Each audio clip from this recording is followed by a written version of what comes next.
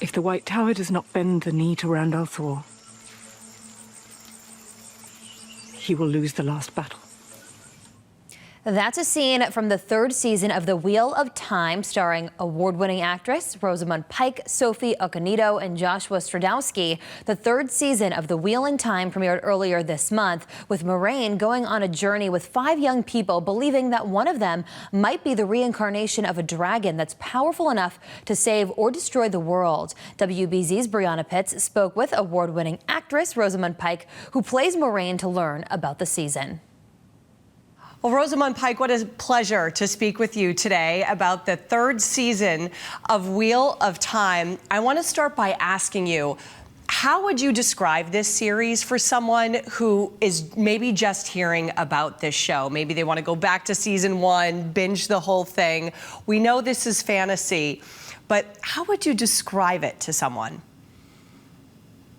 Wheel of Time is a very unusual property in the fantasy world because, for instance, for me, I have not hitherto been a fantasy fan because I felt that I wasn't really represented in the fantasy that I knew about. And here is a fantasy show that, you know, has the strong male characters we've come to recognize, but also has this incredible host of female leads, you know, not just one, but multiple female leads. Of all different ages, ethnicities, different character qualities, you know, and it is an incredible show at showing strength in many, many different forms, which is very pioneering. Was very pioneering of Robert Jordan, who was the writer of the books, and it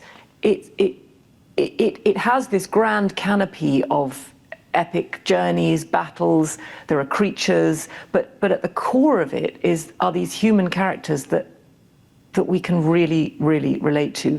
You know, my character has incredible, profound relationships with a number of characters. For instance, this young man, Randall Thor, which, you know, is in fantasy terms the relationship between a guide and her mentee, her subject that she's guiding to fulfill his destiny. But it's also a parallel for a mother-son relationship. So it's something that we can recognize the struggles on very sort of human, relatable terms. And I think that's what's so magnificent about it.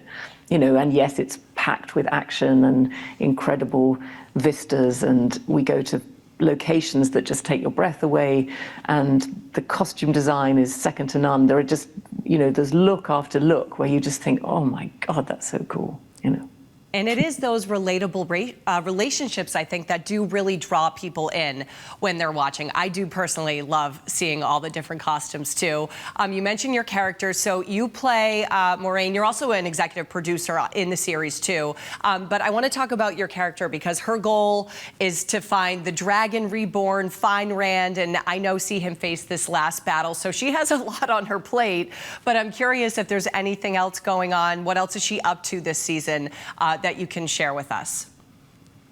Moiraine has been searching for a baby who was born about 20 years ago, who a mentor of hers had a prophecy that said that the dragon reborn had been born and was now a baby, and she was tasked with finding him or her and preparing them to face the last battle. She did that at the end of season 1. Season 2 saw her lose her powers in battle with the Forsaken, and struggle to protect Randall Thor while not having the full artillery of her ability to channel the One Power. So we saw her on a very kind of human scale in season 2. Season 3, her power has been restored because it wasn't, you know, she wasn't fully cut off from it, as it turned out. And she was released from a bond that was placed on her, or a web that was placed on her. And season 3 is very complicated because everybody now knows who the Dragon Reborn is.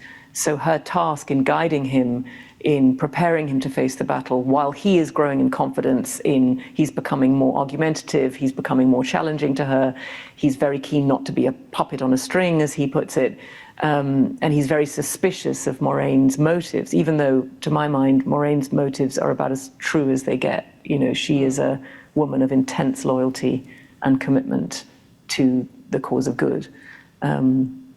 She's just not always good at at conveying her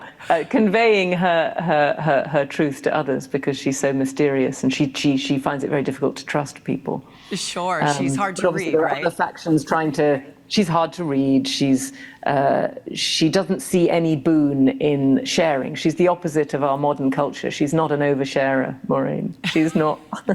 She's not someone who wants to. I think she feels sort of anonymity and privacy is those are her sort of her weapons, really. But other factions are interested in Rand. Other factions want to control him. The Forsaken, who are the most dangerous channelers on the planet, in sort of alliance with the Dark One. They've been released from their prison. You know, the jeopardy of the world is increasing, and other people want to control Rand, including one Forsaken who is in love with him and is very seductive. And her name is Lanfear, and she is a serious opponent for Moiraine, because she's stronger than Moiraine. And obviously, as we know, for a young man, the allure of a beautiful woman who has sexual control over him, that's quite hard to resist. So, yeah, Maureen's in a spot of bother, I would say. And I know you recently posted that playing her has been one of the greatest gifts. And so we're just so looking forward to seeing this kind of new season and all of the adventures that she goes on. Rosamund Pike, thank you so much for chatting with us here in Boston. Season 3 of The Wheel of Time is streaming now with new episodes every Thursday on Prime Video. Thanks very much.